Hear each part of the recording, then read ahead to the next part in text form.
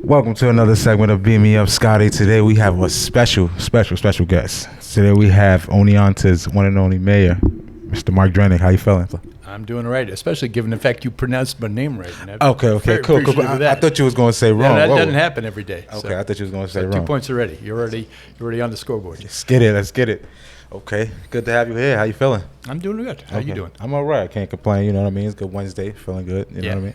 Okay. So I definitely wanted to get you here. It was a highly recommended podcast. You know what I mean? People was like, trying to get their mayor in. You know what I mean? Mayor. And I thought about it anyway. You know what I mean? See what's going on. You know what I mean? Just talk about the community. So I thought it would be a perfect podcast. Community that's what it's all about. Yeah. That's what I like to hear. Word. So, I mean, let's start a little bit about with you and growing up a little bit. So are you from Oneonta? You know what I mean? You don't have to really go with growing up, but are you from Oneonta? I actually grew up on the South Shore of Long Island.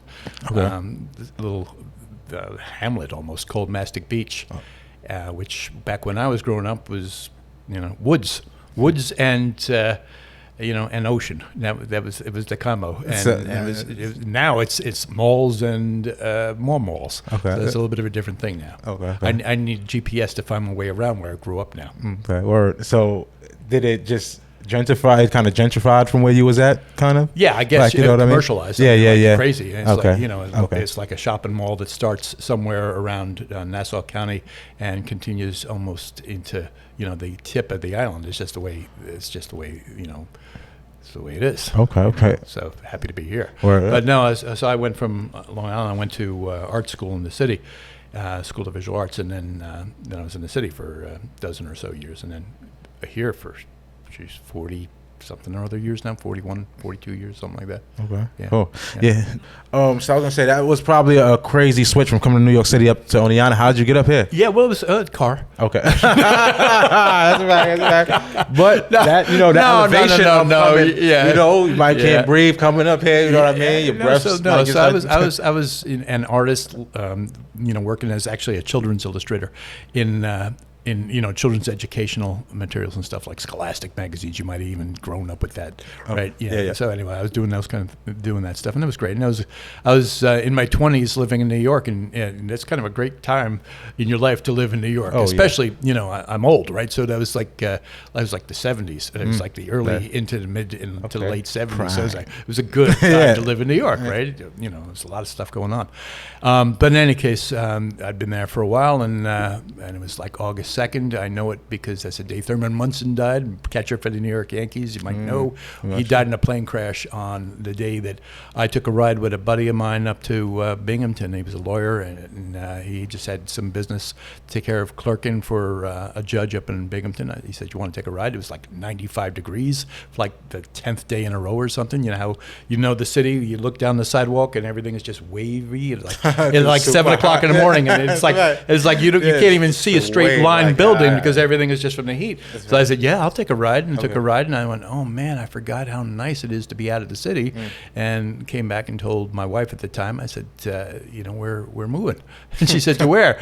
Somewhere, I don't know, somewhere upstate. And we wound up the next year, took a ride. It was like real kind of educated kind of deal. We took a ride, like a week, and we went 1,200 miles, if you can imagine, a snake-like through New York State, looking at all the different places that had colleges, because I wanted to have some diversity around me, right? New faces. You move into a place that people have been there for 80 years, 100 years, you're never going to be accepted as, it's just the way it works. But you get yourself into a community where you got a lot of new faces all the time, and like I said, some diversity and, that kind of thing. And plus, a couple of places to fish, which I like, and hike around. And so we went through Oneonta. It was one of the places we went through. They were just tearing up the streets at the time. It was all, before they put all the bricks in on Main Street.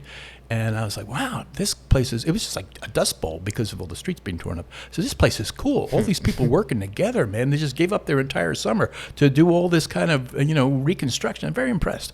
And then went around, saw all these other places, came back through Oneonta, and I said, wow, that's where we're going to move to.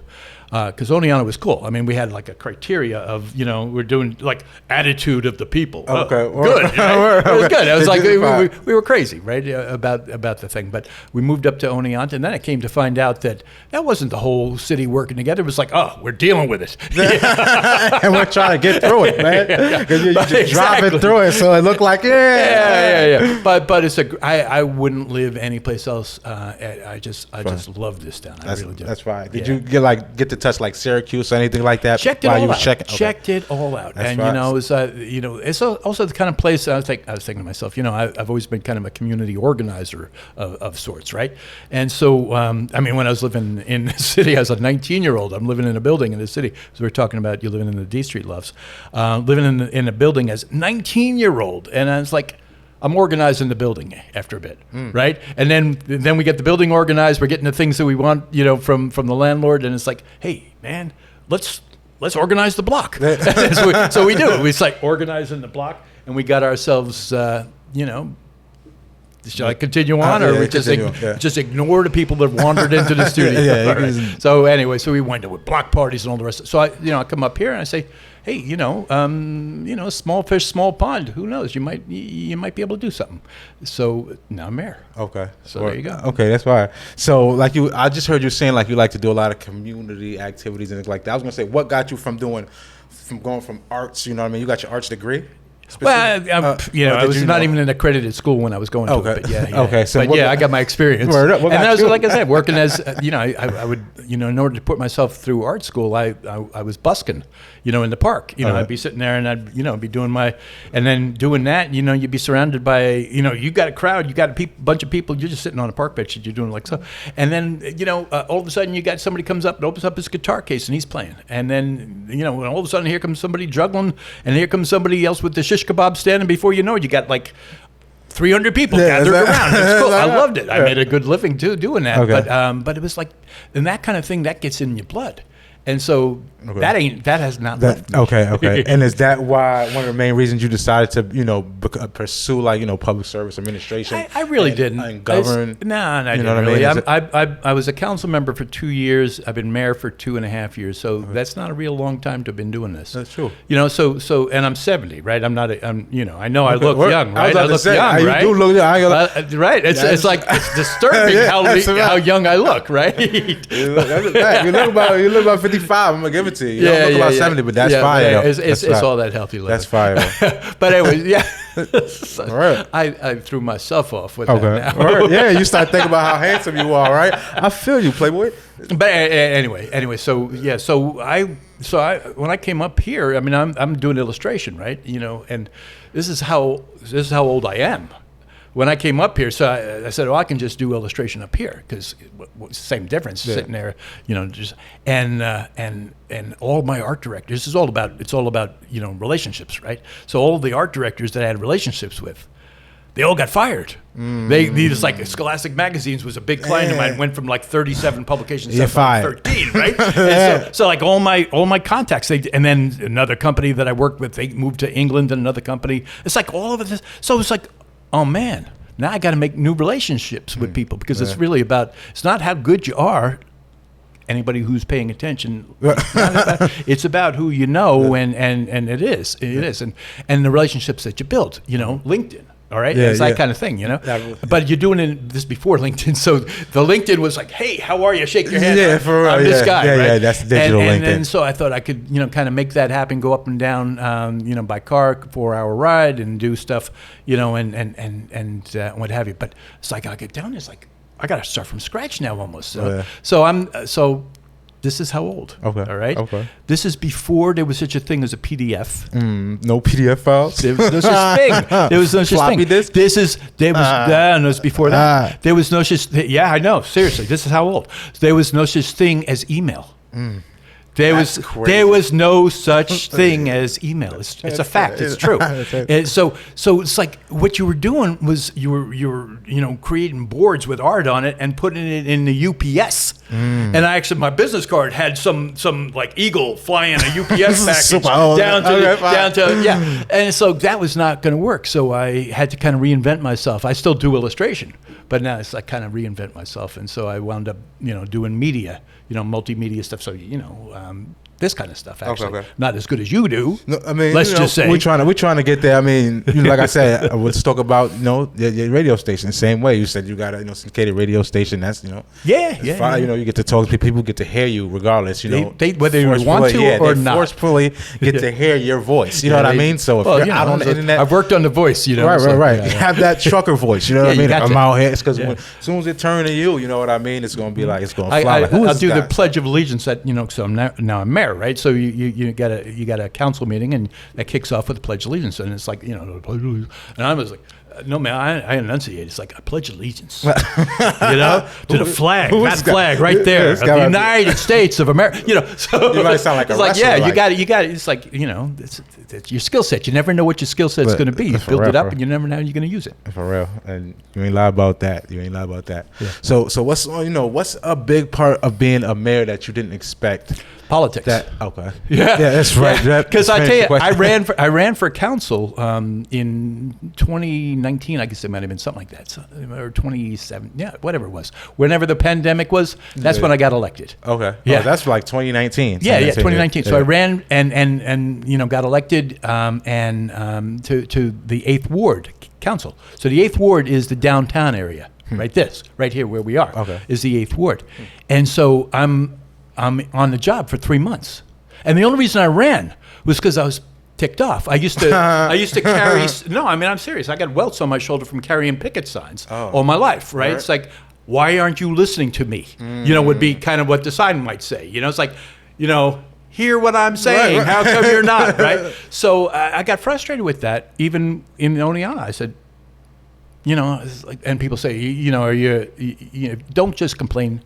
Do something about it. Run for something. So I ran for the 8th Ward Council, and then the pandemic hit, and it's 3 months in. So I got like 3 months experience like voting on stuff. Okay. And then all of a sudden we're not allowed to be, not even maybe 2.5 months, and then we're not even allowed to be in the council anymore, and everything's on Zoom, right? Well, I'm looking around at the merchants. Now, this is my constituency, right? The 8th Ward, these downtown merchants. I'm looking at these merchants, and they're like, we're screwed. Because here comes a pandemic. Here comes nobody into our shop anymore because we, what are you going to do, right? You remember all that. You could have like one person in a store at a time. It's just all kind of crazy, right? And so we, I said, okay, so I've got this position now.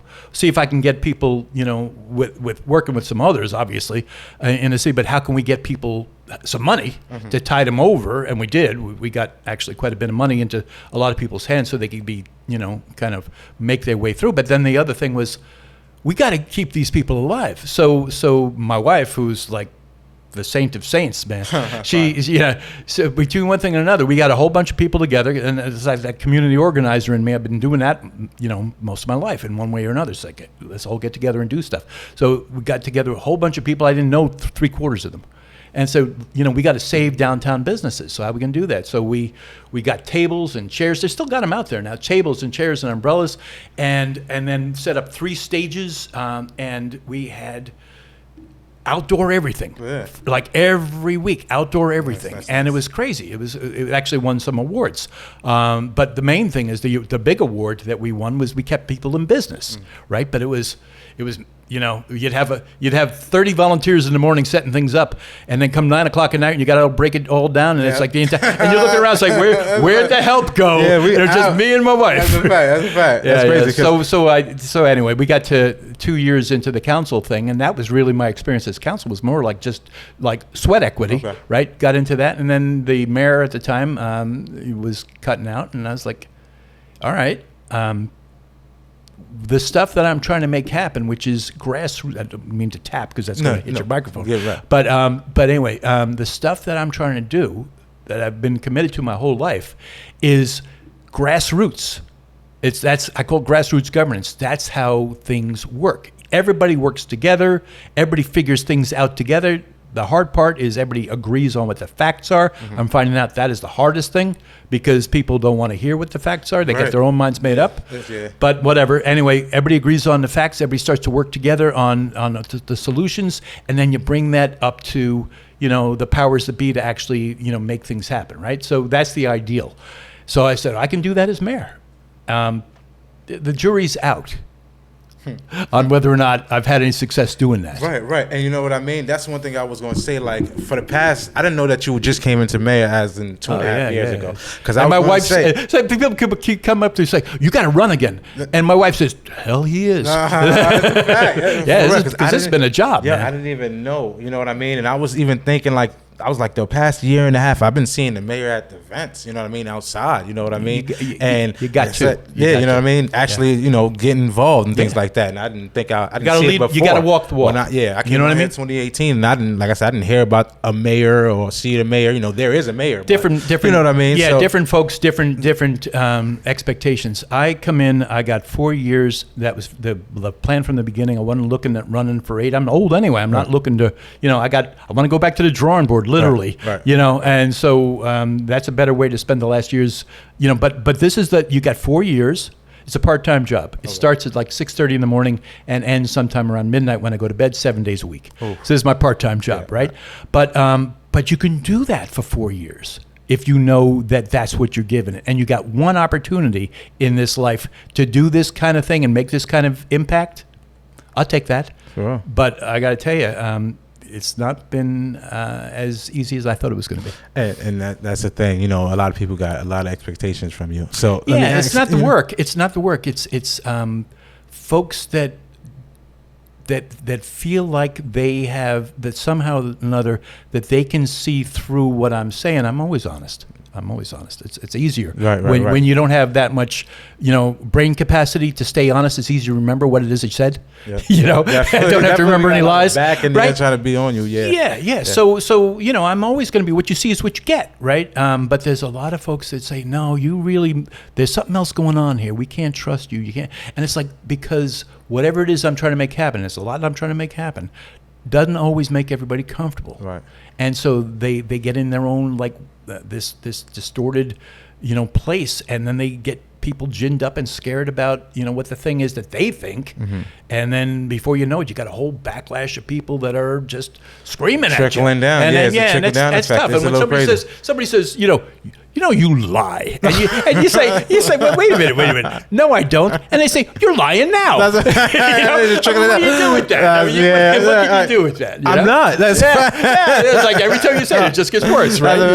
That's a big fact. So for the rest of your term, give me, like, you know, 2 to 3 priorities that you expect to come in for, like, the rest of your term that you hope to come. I'm going to give you a heads up on something that we're doing. So there's been a bunch of folks that have been just kind of hollowing out, because this is by the charter. There's a charter for the city, and per the charter, this is a different kind of a mayor than has basically been in the past. This is what you call a weak mayor, strong council sort of scenario. So the council has the power by the charter, and the council directs to some degree the city administrator who runs the various departments in the city. So, like, there's an organization that's the city government that's kind of like a business, and this guy's at the top of that, the city administrator. He's kind of like the CEO there, and he's running that side of the house. And then you got this, like, board of directors kind of thing, and they tell the CEO, hey, this is what we need to see you doing now. We have expectations. Right. And when they wrote this charter, they didn't really figure out what the mayor was supposed to be doing, right? Because they kind of reinvented the thing. So the mayor is kind of like, cutting ribbons and kissing babies and running meetings, but not much expectation. And I just didn't run for that, man. So there's things I'm trying to get accomplished. Yeah. And so the pushback on that has been pretty intense.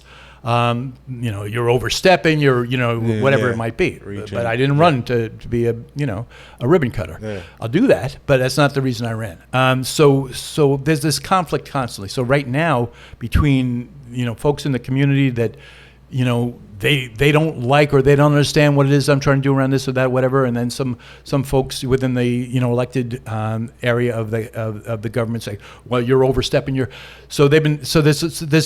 some hollowing out of what the mayor can do. Yeah, and I'll be damned. I'll be damned. I get so that. I'm that ain't happening. I get that. So I got 16 months left in these next 2 months, September and October. So I'm giving you a scoop here. Okay. All right, September and October. I'm doing something. I'm running for something. I'm not running personally. Yeah, look at you looking up. What are you running for? I'm not really running for anything, but it's going to look like I am. It's going to be the campaign for 25. 25 things that we can do as a community to make this community better if we work together. And I'm going to have 4 campaign events, basically, and I'm going to have my little speech, and I'm going to have, depending on the theme of the evening, I'm going to have people from different agencies and different, different disciplines and perspectives and so forth, talking about real stuff, real facts. And then we'll have that moderated, some questions and answers. And so people, because it's give people information. Yeah. Give them the voice, facts. Yeah. If you give them the facts and you believe in what those facts, represent in terms of a course of action, all right. Let the facts do what the facts do. Right. But if you let people just be misinformed or freaked out because of disinformation, or no, I don't dare talk to somebody because I'm outside the bounds of my. No, I'm sorry, man. Yeah. I'm sorry. Exactly. So we're going to bring it to the community. Here are a whole bunch of things that you need to know because we can all work together to make things happen. 25 things that we can make happen in the city of Oneonta by working together. Okay, so that's my campaign. The campaign for 2025. I like that. So not just 2 or 3 things. Okay, 25. Yeah. I like that. Right, I'll send you the list. Okay, yeah, for sure. Because a lot of the times, a lot of people trying to figure out, what's going on with Oneonta. There's a lot of things that's been up and coming. Like I said, events-wise, street-wise, festival-wise, event-wise, that's been going crazy. And people have been loving it. You know what I mean? Yeah, like the Downtown Renaissance this summer. The whole summer they had something happening. You know what I mean? So what we're trying to do with this Renaissance, right? I'm not exactly sure what's trying to be done. I'm going to make sure you are now, and all you guys, wherever you are. Okay. All right, so the Renaissance. So I was talking to a bunch of 5th graders, right? They just learned the Renaissance. So they knew what I was talking about. I said, before the Renaissance, there was the Middle Ages, the Dark Ages, and you had like 900 years, and it's like a really long time, man, really long time. And you had a whole bunch of people going, I don't trust this one. I don't trust that one. This one, that one's bad. A lot of otherism going on. It's like we trust our little clan here, but we don't trust anybody else, and we're all going to be like huddled in our little, caves, basically. And by the way, we also believe in crazy weird stuff. Right. Yeah, that's why everybody's minds is going everywhere. Exactly. Right. So that went on for 900 years. Right? Wasn't great.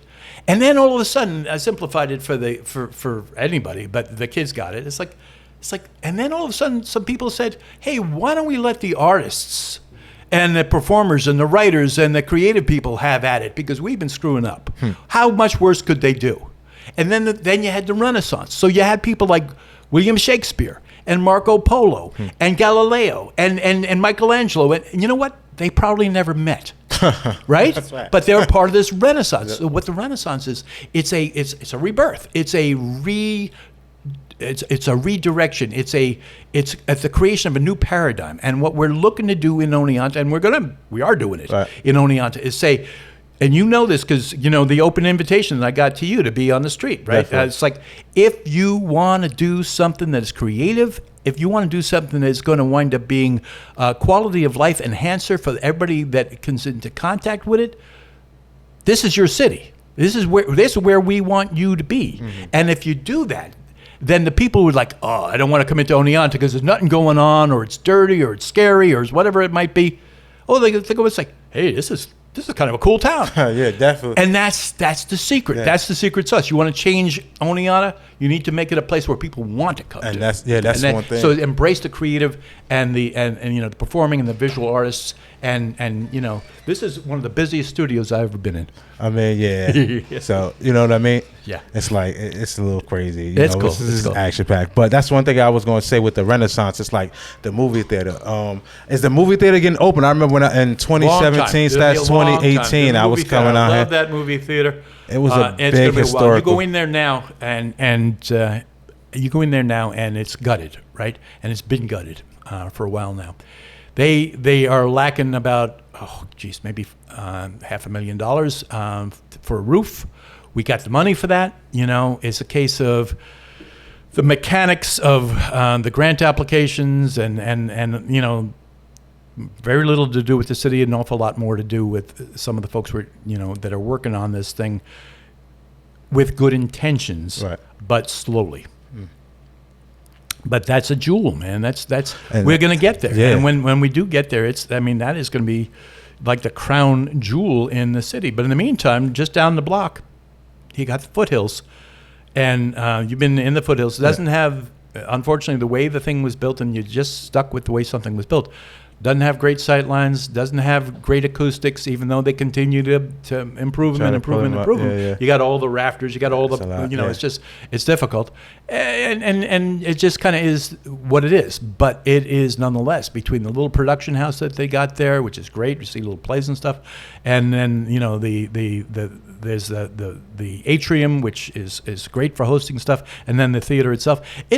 It's a nice space, but the bigger deal is that you got somebody in there. His name is Jeff Doyle, who is just a creative whirlwind, right? And so he's filling up that theater, that production house, that the atrium, and constant flow of stuff to do and stuff to see, and so it's become kind of an anchor, which is better than cool. All right, I like that for sure. So how do you balance out the historical preservation that's going on within Oneonta, and then the modern touch that's coming in now? Yeah, well, it's a matter of So we have something called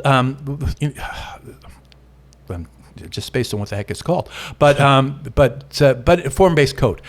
We have something called a form-based code, where anybody who's going to build is going to wind up building something that kind of feels like Oneonta, right? So it might be new, but it's gonna have that kind of feel. It's gonna have all of the best aspects of good architecture, right? And so, and we got stuff being built, right? Not enough, but we got stuff being built, and it will wind up being transformative. A lot of what we're looking at is Market Street. It's kind of a blank slate, where we can really make things happen. And I'm trying to hold on to.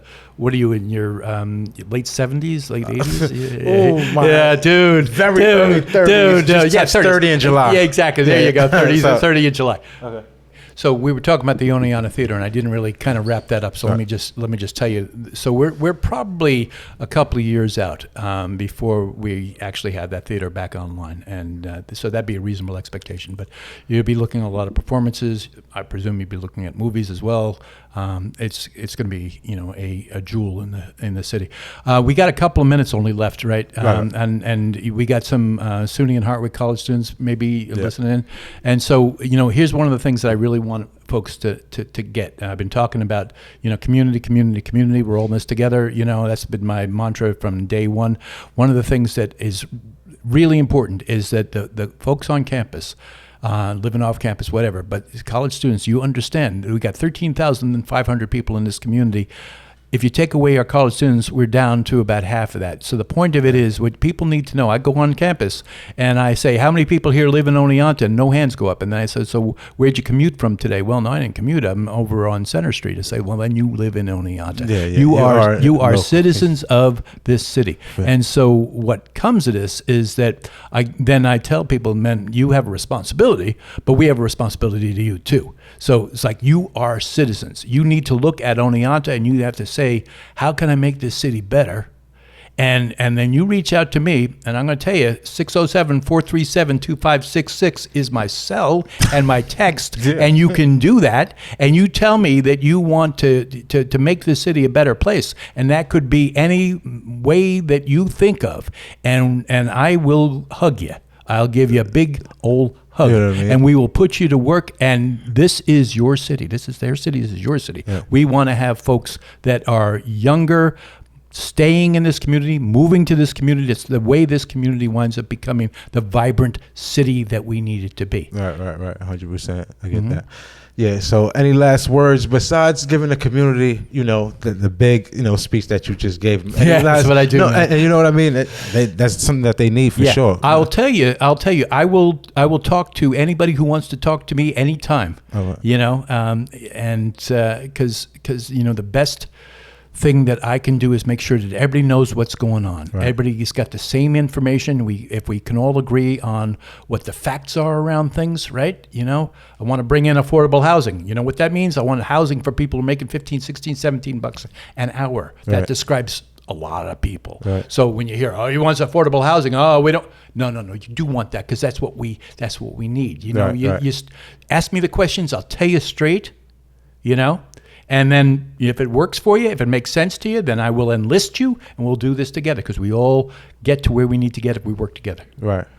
Got you. So any last words to leave for the city of Oneonta? Phrase, anything, catchphrase, the last words that you'll give to the city of Oneonta. My last words to the city of Oneonta? On this interview. On this interview. I love you guys. That's enough. And there it goes from the one and only mayor of Oneonta. Appreciate y'all for tuning in. Beat me up, Scotty.